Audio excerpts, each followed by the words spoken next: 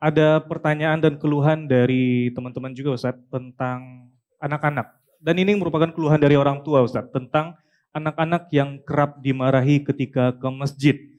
Dan pertanyaan di sini yaitu, Ustadz, anak saya beberapa kali saya ajak ke masjid saat sholat berjamaah untuk membiasakan dirinya ke masjid sejak kecil.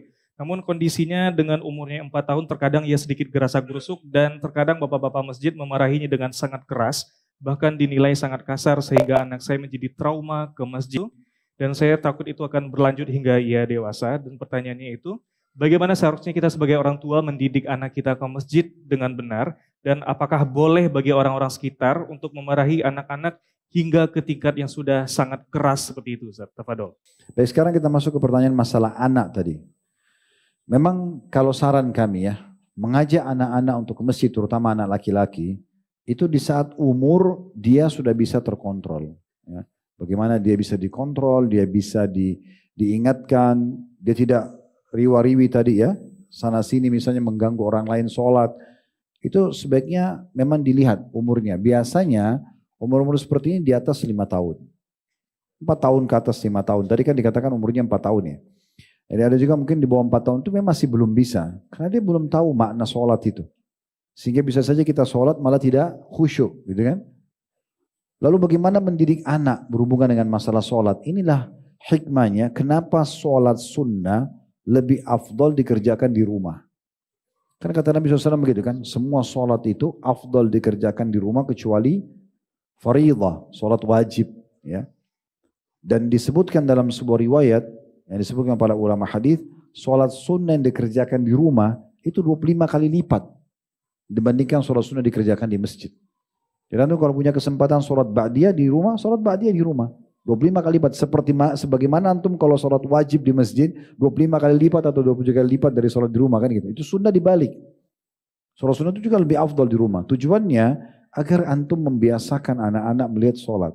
Mengenal gerakannya, mengenal bacaannya. Kalau mereka sudah terbiasa dan sudah ada respon positif gitu ya, baru kita ajak ke masjid.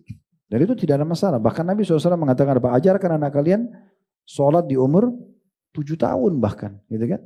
Dan pukul mereka di umur 10 tahun. Artinya mungkin ini dia sudah sedikit bijaksana untuk tidak mengganggu orang lain yang sedang sholat. Gitu. Itu pun saja umur 7 tahun kadang-kadang masih terpengaruh ya.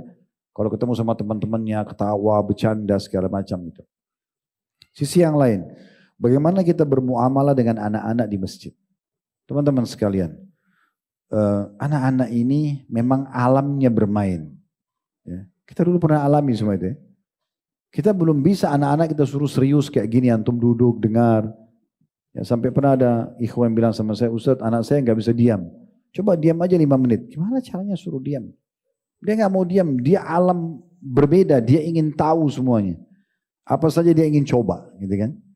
Maka berbeda, kita nggak mungkin. Makanya alam mereka, sekolah mereka, playgroup, TK, ya, semua itu bermain kan? Belajar pun sambil bermain, memang alamnya itu. Jadi mereka pun ke masjid mungkin mereka lebih banyak bermain. Oleh karena itu sangat baik kalau di manajemen masjid memang kita buat ya tempat itu. Misal contoh, ini contoh saja. Saya belum pernah lihat sih ya. Tapi kalau ada, misalnya ada tempat khusus di satu sudut masjid itu untuk safnya anak-anak. Ya, misal contoh. Jadi mereka tuh dikumpulin anak laki-laki, anak perempuan. Terus ada mungkin yang dampingi dari salah satu pengurus masjid. Yang mungkin seperti guru TK ya misalnya. Tapi mereka memang bertugas sebagai marwah masjid, mungkin ada gaji. Mereka memang mengurus itu, ngajak, ngatur softnya. Ya mungkin mereka ngatur, itu contoh. Itu kan lebih bagus manajemennya ya. Memang kalau tidak ada seperti ini mungkin lebih sulit ya. Atau misalnya kalau mereka masih anak-anak, mungkin orang tuanya yang bawa anak-anak bisa di soft belakang. Ya sehingga dia bisa leluasa menggendong anaknya. Atau membantu kalau dia butuh sesuatu. Misalnya kalaupun harus ke masjid kayak ada ta'lim seperti ini. Ya seperti itulah ya, mungkin diatur sedemikian rupa, kita butuh meningkatkan kualitas manajemen masjid kita, supaya anak-anak ini juga tidak jauh dari masjid ya. Karena kalau di gereja mereka nyanyi-nyanyi dikasih permen, dikasih makanan, antum ribut sedikit sudah dimarahin. Kan? Jadi mereka anggap masjid ini menakutkan sekali. Ya. Masa sedikit lari aja marah, padahal kan saya suka lari, anak-anak kan taunya begitu. Pikiran mereka masih pendek kan gitu. Jadi bagaimana kita bisa menyiapkan fasilitas buat mereka di mana mereka faham, dan bagi orang tua harus faham umur berapa kira-kira yang paling cocok dia membawa anak-anaknya ya, dan jangan memaksakan diri teman-teman sekalian, bawa anak kecil rewel, lagi sakit, enggak saya mau ikut taklim, di depan lagi, nangis sana sini anaknya, mengganggu jemaah yang lain, ini kan juga masalah ya. Jadi harusnya bisa kita manage dengan lebih rapi. Allah.